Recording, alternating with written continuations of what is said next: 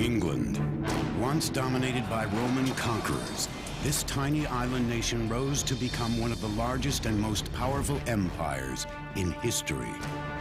Its reach stretched around the globe, spanning every continent. It was unimaginably large. Technology, innovation, ambition, these were the tools that built this massive empire and produced the formidable British Navy, a powerhouse that dominated the world's oceans. The Royal Navy is like the Microsoft of the global system in the 18th and 19th century. They are everywhere. The British Empire constructed massive symbols of dominance that still invoke awe today. But the foundations of that empire were built on ego, bloodshed, and a relentless drive for conquest.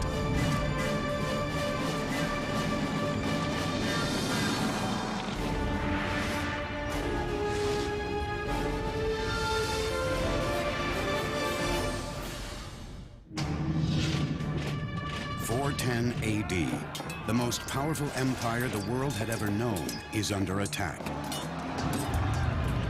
At the far edges of the British Isles, the once mighty Roman legions march toward the coast in full retreat. They leave in their wake a military and political void. For the first time in more than 400 years, the vulnerable island nation of Britain must fend for itself. It was the end of one empire and the beginning of another. The sun never sets on the British Empire. I've heard those words all my life, ever since I was a kid, even though I've never lived in England, and that empire is long gone. Hello, I'm Peter Weller. At its height, the British Empire covered almost a quarter of the Earth's land mass, some 14 million square miles, and if you think about that, that's just staggering. But how did an island, if you will, in the middle of the North Atlantic come to be such a behemoth empire? Well, in the early 400s AD, when those Roman citizens were fleeing in the face of an onslaught of Vikings and Jutes and Angles and Saxons, some of those marauding and plundering people decided to stay. Maybe they liked the temperate climate. And after several centuries, they'd organized and developed themselves into somewhat of an Anglo or English identity. But with the death of the last true Saxon king, Edward the Confessor, the door was open for another people to step in, the Normans, who were essentially descendants of the Vikings living in northern France. And at the Battle of Hastings in 1066, the Normans did that very thing. They took England under the leadership of a man named William, who we call today William the Conqueror.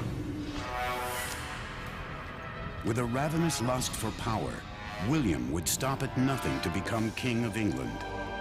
To conquer another country like England, you couldn't really be a sort of touchy-feely kind of person. You had to be a very strong leader, and that's what he was.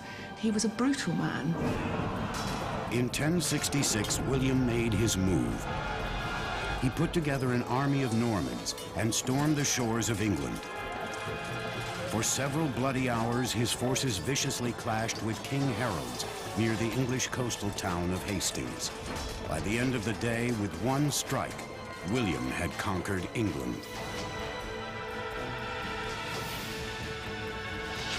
Now he would borrow a chapter from the Romans and launch a series of extraordinary building projects that would transform the English